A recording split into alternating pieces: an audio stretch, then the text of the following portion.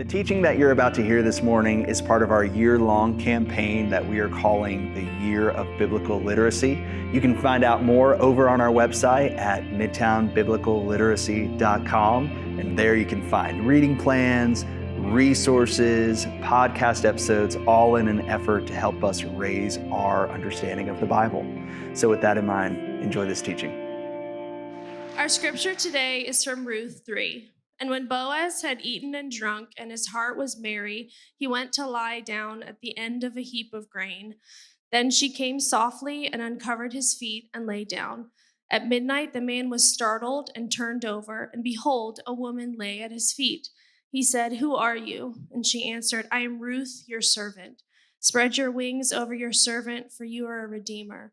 And he said, "May you be blessed by the Lord, my daughter. You have made this last kindness greater than the first, in that you have not gone after young men, whether poor or rich. And now, my daughter, do not fear. I will do for you all that you ask, for all my fellow townsmen know that you are a worthy woman. And now it is true that I am a redeemer." This is the word of the Lord. Amen. All right, good morning. My name's John Ludovina. If we haven't met yet, grab your Bibles, open up to Ruth chapter 3. Ruth chapter 3 comes right after Ruth chapter 2. So that should help you find it. My bad, dog. Good morning. While you're flipping there, let me give us a little bit of introduction. So part of our teaching philosophy here at Midtown is that at times we like to study straight through a book of the Bible.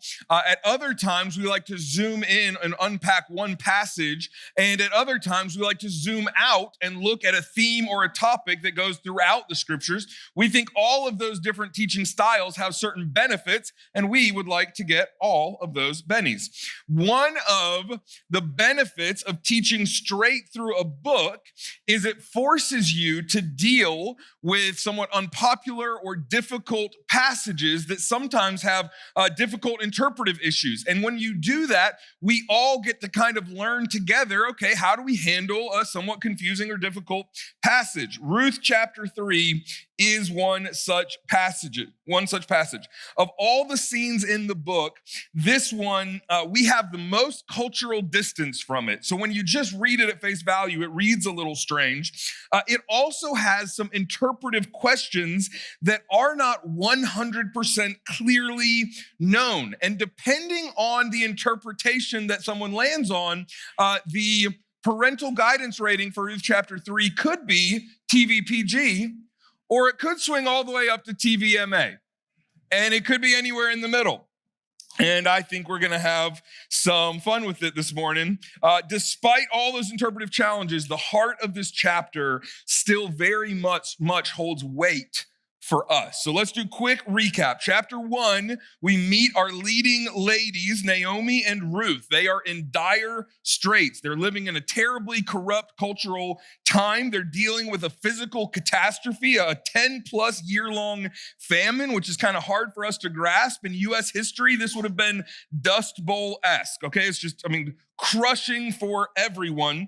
And on top of that, they've experienced intense personal suffering and pain. They both lost their husbands, and Naomi has lost both of her sons. In chapter 2, we meet Boaz, who's introduced as a worthy man. He's our leading man in the story, and through his ordinary faithfulness, he becomes a tool of God's extraordinary faithfulness. He's a picture of God's hesed, his patient, long-suffering, never stopping, never giving up, loving kindness. And at the end of chapter 2, we see Boaz's provision and generosity as a picture of God's provision and generosity, and it starts to melt Naomi's hard heart. Okay, last thing before we pick up in chapter 3, I need to help you. I need to make sure that we all understand one major concept on which this entire chapter hangs, okay? And that is the concept of a kinsman redeemer. A kinsman redeemer. So when Rebecca was up here reading today's scripture, we heard the word redeemer twice. We first saw it last week in chapter 2 when Ruth returned from her first day gleaning in the fields, and she has a 30-pound sack of grain, and Naomi is overcome with joy, and she bursts out, "Where did you glean? Bless whoever took favor on you." And when she hears it was Boaz, she offered this little detail. I told you to kind of make a note of this last week. Ruth chapter 2, verse 20. Naomi said, "The man is a close relative of ours, one of our redeemers." Redeemer. That word right there is the Hebrew word goel. It's most literally translated a kinsman redeemer, a family redeemer. Laws about redeemers, if you want to go study this more on your own, they're found in the Torah in Leviticus 25, Deuteronomy chapter 25, and Numbers 35. Simply put, a kinsman redeemer was a male relative who by Israelite law was responsible to help certain family members who were in trouble or in danger or in need of help, specifically in extremely hard times. So here's some ways this would play out. If times got especially economically tight, Israelite landowners could sell their ancestral lands essentially to debt collectors. To get it back, they had to pay off the debt. Well, if they couldn't do so for one reason or another, a kinsman redeemer could step in and pay that debt for them so that their land could be restored back to them. Ramp it up a level. If things got even worse, a desperate measure an Israelite could take is they could sell themselves into slavery, essentially. And in this case, a kinsman redeemer could step forward and pay the redemptive price to bring them out of slavery and back into freedom.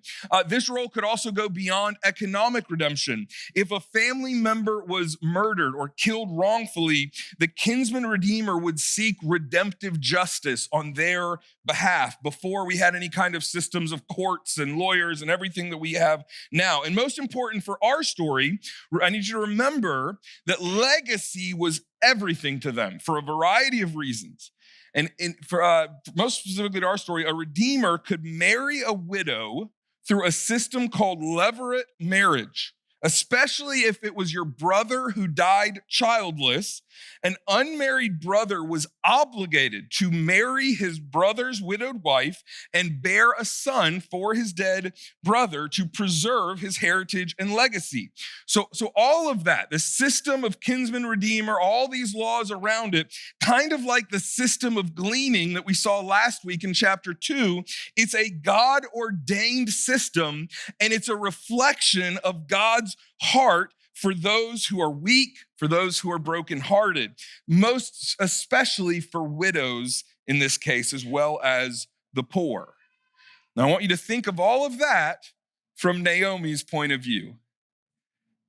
Naomi has no prospects. She is too old to work.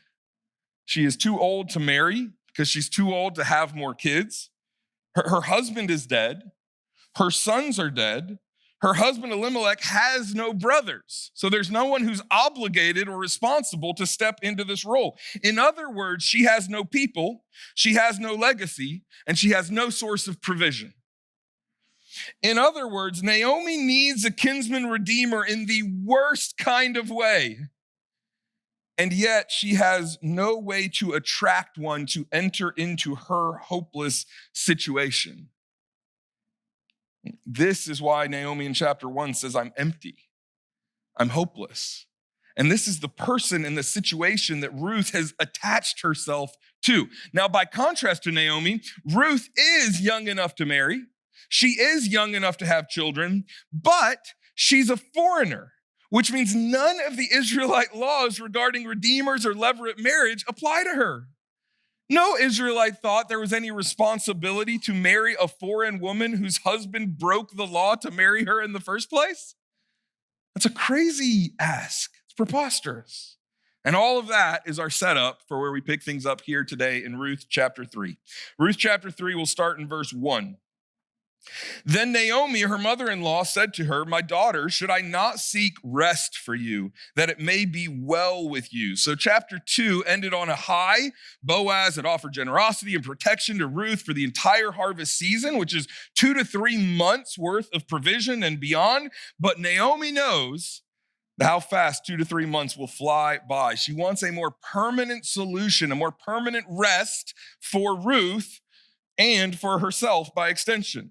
And she's had some time to scheme and come up with a plan. Verse 2, we're going to see Naomi's plan.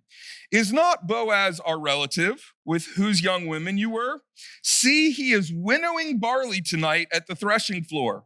Wash therefore and anoint yourself and put on your cloak and go down to the threshing floor. But do not make yourself known to the man until he has finished eating and drinking. But when he lies down, observe the place where he lies. Then go and uncover his feet and lie down, and he will tell you what to do.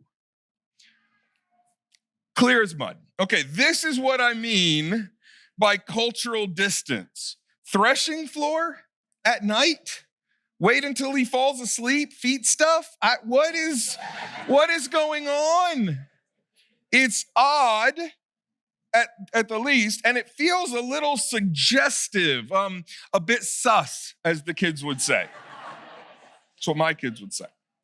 Okay, here's what we know for sure. Here's the facts that we know for sure to clarify some stuff. Winnowing, okay? It's an agricultural process, a normal one. When the harvest was brought in, the grain would be dried and then winnowed at the threshing floor. You would either throw the grain up in the air or you would kind of push it off a cliff and let the wind blow away the lighter straw and debris, what's known as the chaff. That would get blown away and the good grain would fall and it would be cleaned somewhat. That's the process of winnowing, okay? As well, sleeping at the threshing floor was standard practice because the workers would sleep with their grain to protect it from being stolen. Totally makes sense. We got the picture, right? It's harvest. Big harvest came in. We're celebrating. We're all sleeping with our grain to protect it at night. Here's what we don't know. We don't know what exactly is Naomi asking Ruth to do. I'm going to give you the more TV PG interpretation and then the more TV MA version, and then I'll tell you where I land. Okay, TV PG. Here's what Naomi is asking Ruth to do. She's essentially telling Ruth to go propose to Boaz. She's saying, we need a kinsman redeemer. Boaz is one of our redeemer options. Go get him, Ruth. Go propose to him. In this interpretation, verse 3, wash therefore, anoint yourself, and put on your cloak. You're supposed to read that similar to 2 Samuel 12, where the same exact phrasing is used when David is ending his period of mourning. His time of mourning comes to an end, and he takes a shower, he takes a bath, he puts on nice clothes again, and he says, I'm done mourning. I mourned to the full, and I'm done with that now. I'm moving forward. Possibly, Naomi is saying, Ruth, it's time for our time of mourning to be over. It's time for you to stop presenting yourself as a widow and instead to now present yourself as an eligible bachelorette. Okay, that's possible. In this version, verse 3, when he had finished eating and drinking, is standard practice around the time of harvest. The big harvest came in. It's a little bit of a celebration and a party, especially after the famine they've been going through. It's the end of a hard day's work. You worked really long hours, and then you eat a feast with your coworkers and you fall asleep on a full belly. You know, like a bit of a work party. You worked long, hard hours, but the boss ordered pizza. Neat, okay? That's the PG option. TV PG for verse 4. Go and uncover his feet and lie down could have been a symbolic way to say, Boaz, the same way that your feet are uncovered and need covering, similarly, I'm metaphorically uncovered. I have no protection. I have no one to cover me. I need you to be a kinsman redeemer. Or some would suggest maybe it was just a practical way to wake him up gently. My feet are cold. Oh, look, who's that? It's possible. In the TV PG version, why does Naomi ask Ruth to go at night? Could be a question you're asking yourself. And the answer is possibly not to embarrass Boaz. Potentially, they're not trying to put him in a socially compromised situation where he feels forced to do something. Maybe Naomi's saying, just go make our interest known quietly. Okay, so in the TV PG version, there's nothing overtly sexual about Naomi's instructions or the encounter. And I'll just say, it's a possible and reasonable interpretation of the biblical data, but it does leave some details a bit confusing and it leaves some questions kind of unanswered, okay? Here's the more TVMA interpretation. In this version, Naomi is telling Ruth explicitly to go offer herself to Boaz in the night. In the TVMA version, verse 3, wash therefore, anoint yourself and put on your cloak. It's not about an end of a time of mourning. It's meant to be understood seductively. Go get done up. Put your makeup on and put on some perfume. Use your feminine wiles to get this man's attention. I've never used the term feminine wiles in a sermon before. I hope to never do so again. Verse 3, in the TVMA version, finished eating and drinking means Boaz is bare minimum a bit tipsy and possibly full on drunk. In other words, he's vulnerable and his inhibitions will be lowered. And for the TVMA version, verse 4 is where it just gets a little weird. They argue, those who interpret it this way, they argue that uncover his feet and lie down is not innocent at all, but explicit. They would argue that at times the word feet is used euphemistically for male genitalia in the Bible. They argue that lie down can also have sexual connotations in the scriptures, and it absolutely does at times. If you go all the way TVMA, then later in verse 13, when Boaz tells Ruth to stay the night, he is telling her to stay the night. In short, the TVMA interpretation is that Naomi is telling Ruth to take drunk Boaz's pants down in the middle of the night and see what happens. Their biblical argument is it's the time of the judges and everyone is doing what was right in their own eyes. Secondly, the threshing floor, this harvest party, was at times linked with drunkenness and debauchery, like in Hosea 9, where it's described as a place of prostitution. Third, and this is where things get very interesting, Ruth is a Moabite. We know this. We keep getting reminded of this. And back in Genesis 19, we learn that the Moabites were the descendants of Lot's daughters. Well, you may or may not know, Lot's daughters' descendants come from a horrible encounter where Lot's daughters get Lot, their dad, drunk, and they sleep with him to get pregnant. Why? To ensure their legacy.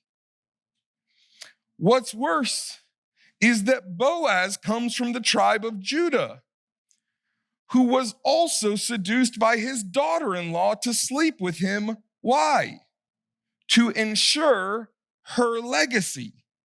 So possibly Naomi is looking at Ruth and saying, you know where your people come from. You know where Boaz comes from. And now it's our turn to do the same thing to ensure our legacy. The TVMA interpretation is a possible explanation of the textual data, but it also has some problems too. To this point, Boaz and Ruth have been a total contrast to their culture and those who are doing what is right in their own eyes.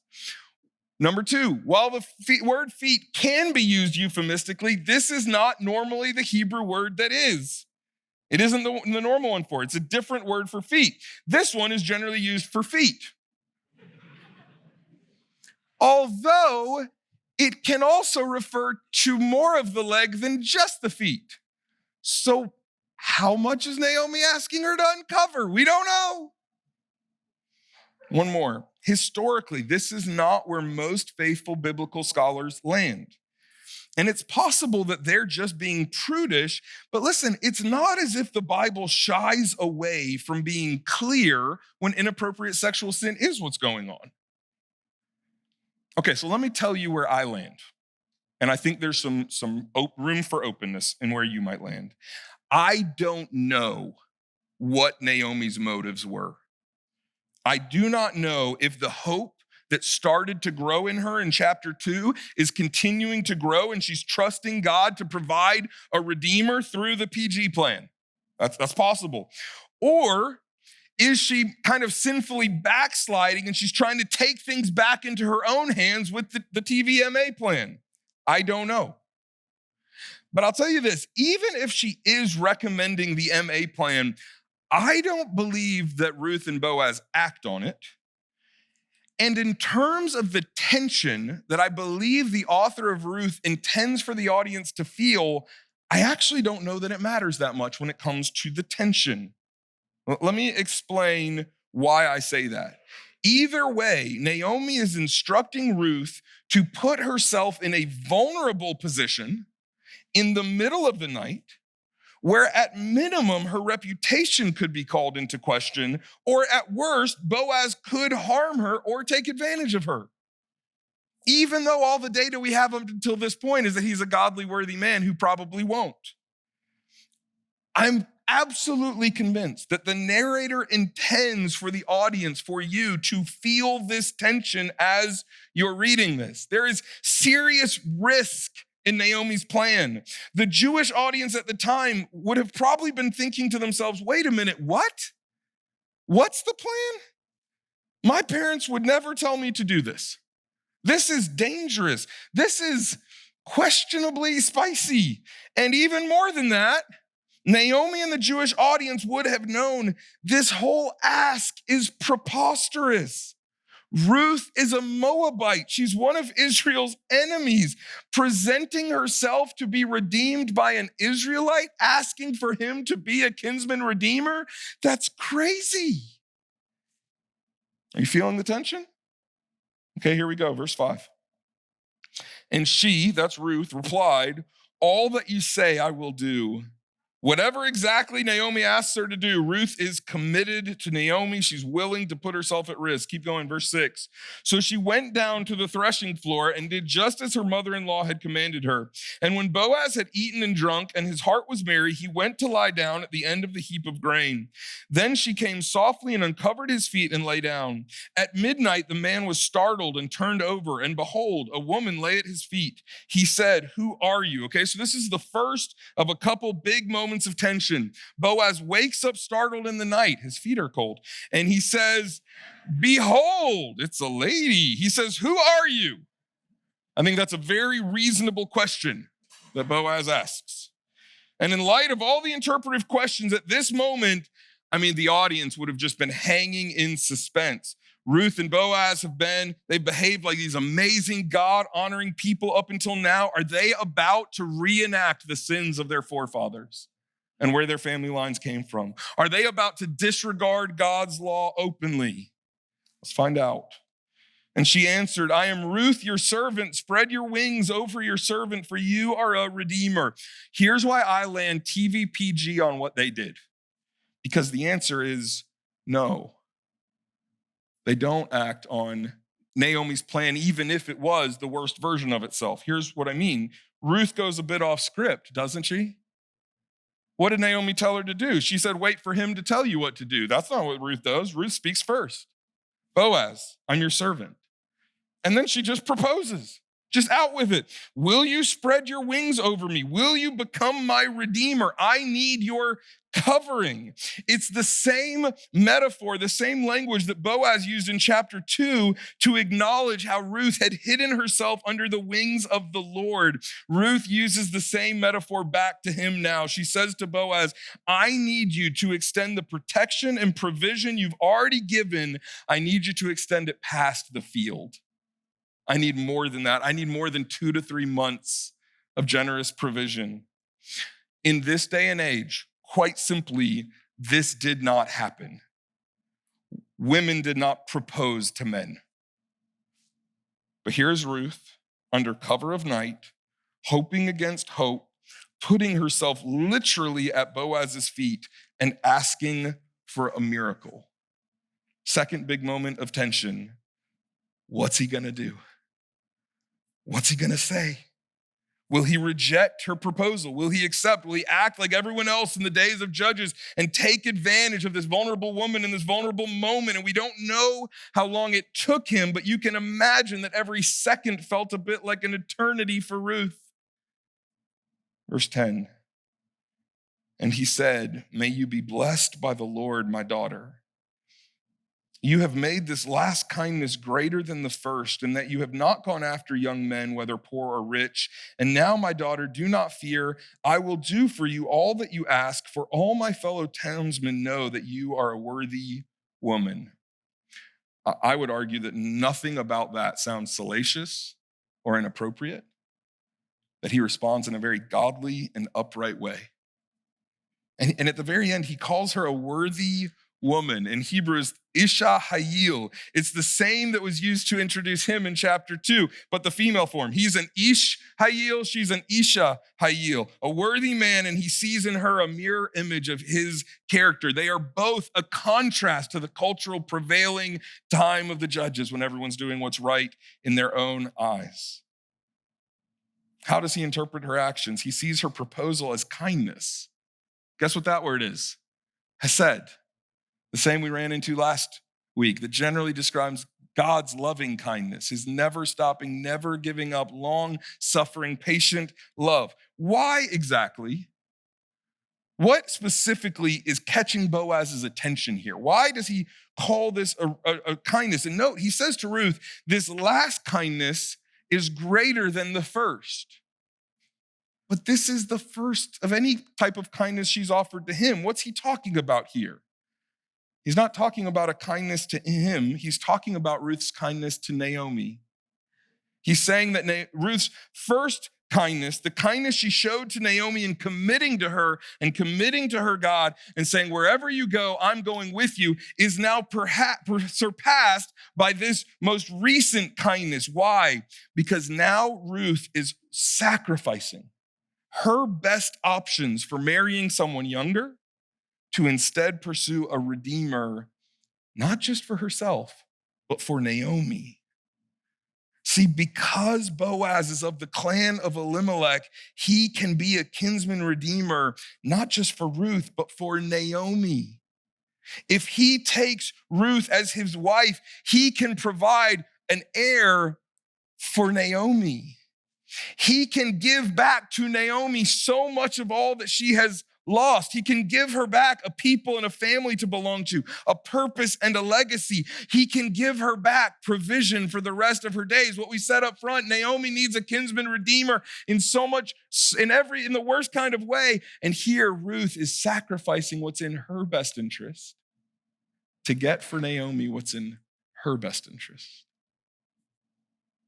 Boaz is blown away by Ruth's sacrifice to try to ensure all of this for Naomi. Keep reading verse 12. He says, and now it is true that I am a redeemer, yet there is a redeemer nearer than I. Remain tonight, and in the morning, if they will redeem you, good, let him do it. But if he is not willing to redeem you, then as the Lord lives, I will redeem you. Lie down until the morning. Boaz says there is one glitch in our plan. He's a very practical man. He says, I am a redeemer, but there's one closer relative who's first in line to be a redeemer. Let's make sure we go about this the right way. Once again, Boaz is revealing himself to be a worthy man of high God-honoring character. He's doing things the right way. Anyone who lands on a TVMA interpretation of what happens between Ruth and Boaz, I think is ignoring a lot of textual evidence. It's just not where I land there. I don't see it. Verse 14, so she lay at his feet until the morning, but arose before one could recognize another. And he said, let it not be known that the woman came to the threshing floor. Boaz makes sure to protect her reputation. She gets up to leave before sunup, but there are other workers who also slept at the threshing floor. And he says, hey, don't say anything. Nothing inappropriate happened here. Protect her character. Verse 15, and he said, bring the garment you are wearing and hold it out. So she held it, and he measured out 6 measures of barley and put it on her. Then she went into the city. So just like chapter 2, Boaz extends outrageous generosity. This time, it's probably about 120 pounds of barley. Well, we don't know if he gave her like a cart to wheel it back or if she's just She-Hulk out here, but it's incredible either way. Verse 16, and when she came to her mother-in-law, she said, how did you fare, my daughter? Now, keep in mind, there's no cell phones. There's no texting. Naomi has no idea how her risky plan has fared. She probably didn't sleep great that night. We don't know. Keep reading.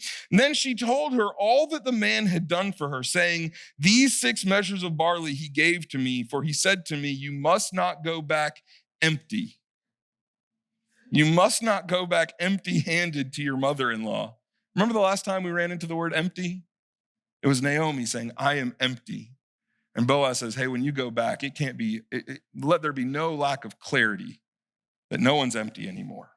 Verse 18, she replied, wait, my daughter, until you learn how the matter turns out, for the man will not rest, but will settle the matter today. We'll get to the thrilling conclusion next week in chapter 4. Here's the end of the scene of chapter 3. What's our conclusion from today? Well, last week, our primary takeaway from chapter 2 was that God loves to show his extraordinary faithfulness through the ordinary faithfulness of his people. And for this week in chapter 3, we build on that theme. It's very close, a little tangent. The extension this week would be God's extraordinary faithfulness moves forward on the sacrifices of his people. That's the thrust of chapter 3. Despite all the interpretive questions and all the tension and how's this going to go, the pivotal moment is that Boaz is blown away by Ruth's sacrifice for the purpose of loving her mother-in-law. He says, you could have done what was best for you, but instead you did what was best for Naomi. And he sees this isn't just a one-time thing for Ruth, but a pattern now for Ruth. When she committed to Naomi and stayed with her in the first place, she sacrificed her homeland. She sacrificed living near her parents. Any of you who are married with kids know the sacrifice that it is to not live near grandpa and grandma who can offer free childcare whenever you dang well please. She sacrificed her easiest path to security. She sacrificed the culture and worship practices she was used to. She sacrificed everything that was normal to her. And why? She sacrificed all of that to commit to Naomi and to commit to Naomi's God and to take care of Naomi. And now in the second act of kindness, she sacrificed even more. She's put herself at great risk just by acting out the plan. And more than that, she has sacrificed better, younger marital prospects with longer lifespan probabilities. Catch this. Even though she's already gone through the loss of losing her husband once. For Naomi's sake, she chooses to marry an older man who will likely not live as long. She's sacrificing. She's sacrificing what is best for her. She sacrificed her best immediate life outcomes for Naomi's best life outcomes. The story of Ruth is beautiful and it has staying power in part because the sacrifice of Ruth is unbelievable. The intentional willingness to take risks for the good of someone else, the ability to entrust herself to God and his ways, even though as an outsider, she doesn't have a rightful claim to God's ways. But she trusts his heart and his laws anyway. She literally puts herself at Boaz's feet and asks for his covering and for him to be a redeemer. But at a whole other level, she's metaphorically throwing herself at God's feet, asking for his cover and asking for him to be her redeemer. And though the details and the cultural norms are so different from ours, the principle remains. God's extraordinary faithfulness moves forward on the sacrifices of his people. I have great news for you today. I can almost guarantee that for you to be a picture of God's faithfulness, you will almost certainly not have to convince someone into a levirate marriage with yourself. It's great news for you. I can almost guarantee that. But I can also guarantee that following Jesus and loving people he calls you to show his faithful love to will absolutely cost you. It will cost sacrifice. To love people like Jesus calls us to love will cost you time. Like the time that hundreds of you gave up yesterday as you spent your Saturday serving the marginalized in our city as a picture of God's heart for the marginalized, the poor, the widow, the orphan, the foreigner. It will at times cost you social capital as you refuse to follow certain sinful norms or to act like they're no big deal and to just joke around about them at the water cooler. It will cost you money and living at the same level of luxury as your peers. There's no way to read God's instructions, Jesus' instructions about the generous life he's calling to and think I can do that and also live at the exact same level as my peers who are earning as much as me. It's not possible.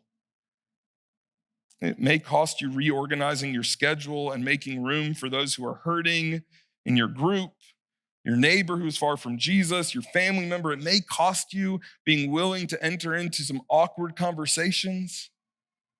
It will cost you not just prioritizing your ease and comfort above all else in your life.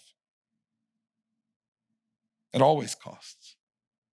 God's extraordinary faithfulness moving forward always moves forward on the sacrifices of his people. God's mission always moves forward on the ordinary sacrifices of his people. Ruth's sacrifice was the means by which God made his hesed, loving kindness known to Naomi, not just for a few months, but for the rest of her life. And Jesus' sacrifice was the means by which he has made his hesed, loving kindness known to us. Ruth's sacrifice was the cost by which God gave Naomi a people and a legacy and provision for the rest of her days. And Jesus' sacrifice was the means by which God gives us a people and an eternal legacy and provision both for our lives here and in eternal life to come. Ruth's sacrifice was what it took for God to save Naomi. And that was only a tiny little foreshadowing of Jesus' sacrifice that was to come, what it took for God to save us.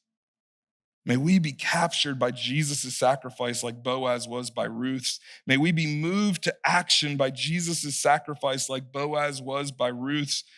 And as we rest in God's unrelenting hesed love, may our lives be not only filled with, but overflowing with his loving kindness, even when it costs, especially when it costs.